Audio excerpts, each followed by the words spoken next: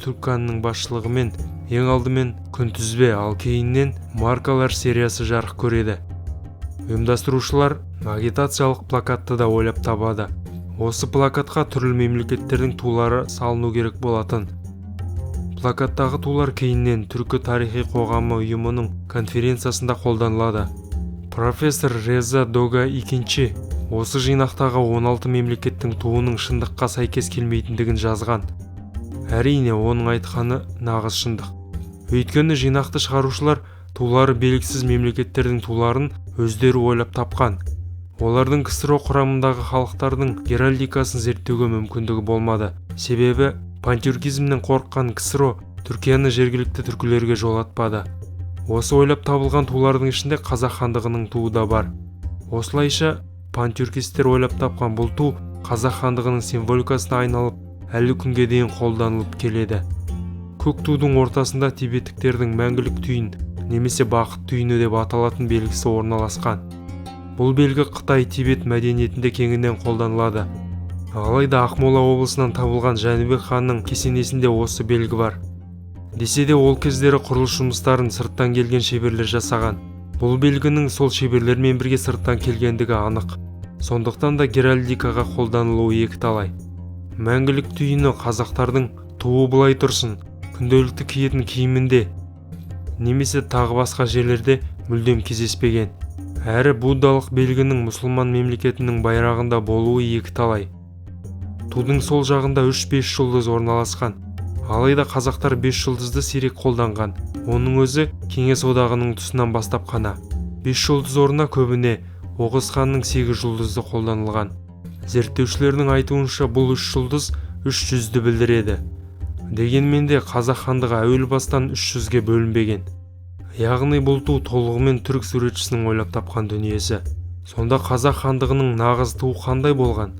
Этнограф Ахмет Тоқтабайдың зерттеулеріне сүйенсек, 15-18 ғасырлардағы қазақтың тулары ақ түсті болған. Ақ түс әулиеліктің нышаны саналған. Қазақтың әр руының өзіндік байрағы болған. Көк түріктің ұрпағы саналатын қазақтар бөрілі туларды да қолданған. Мысалға ақын Сүйінбай Аронұлы бөрілі менің байрағым деп жырлаған. Ресей отаршылдығына дейін қазақ ордасының тулары ақ және қызыл болған. Тауарих Хамса тарихи еңбегінде қазақ ханы есімнің Ұрыс ханның қызыл байрағын иемденгені айтылған. Болат хан ұлы Әбілмәмбетке қызыл байрақты, ал Абылай сұлтанға жасыл байрақты берген. Осыған сүйеніп қызыл түсті байрақтың үлкен рөлге ие болғаны білінеді. Шоқан Уәлихановтың айтуынша Қайсақ сұлтандарының бірі қызыл байрақты қолданған. Ал Каразиннің атақты суретіне назар аударсақ, 19 ғасырдағы қазақ билеушілерінің шашақты ақ жалаулы найзаны қолданғаны білінеді.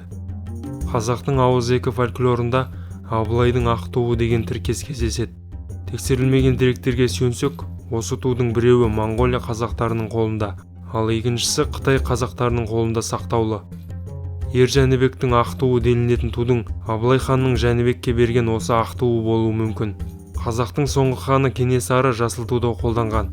Кейбір тарихшылардың пікірінше Кенесарының жасыл туды қолдану себебі оның хан сайланғанда қазақтың ірі руларының біразы оған қарсы болуында. Сондықтан оның туы ортақ ақ немесе қызыл ту емес, Абылай сұлтанның Болат ханнан алған екінші дәрежелі жасыл туы болған. Ал екінші тарихшылар Кенесарының діншілдігімен байланыстырады. Кенесарының ұлы Сыздық сұлтан қызыл байрақты қолданған. Алашордашылар да қызыл байрақты қолданған. Орта ғасырлық қазақ тарихының білгірі, жазушы, тарихшы Мұхтар Мағауин былай дейді: қазақ халқының ортақ ұраны алаш болған, ал мемлекеттік елтаңбасы төре таңба, ал ең басты байрағы төре таңбалы қызыл ту болған. Жоғарыдағы айтылған мәліметтердің барлығына сүйеніп, зерттеуші Омаров қазақ хандығының туын қалпына келтіріп көрді. Қазақ хандығының туы шамамен осындай болған.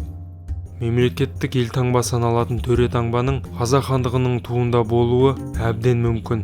Себебі қазақ хандығына бауырлас Қырым хандығының жалауында да осы төре таңба кездеседі.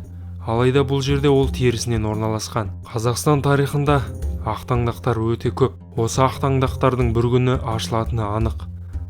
Ал оның қашан ашылатыны белгісіз.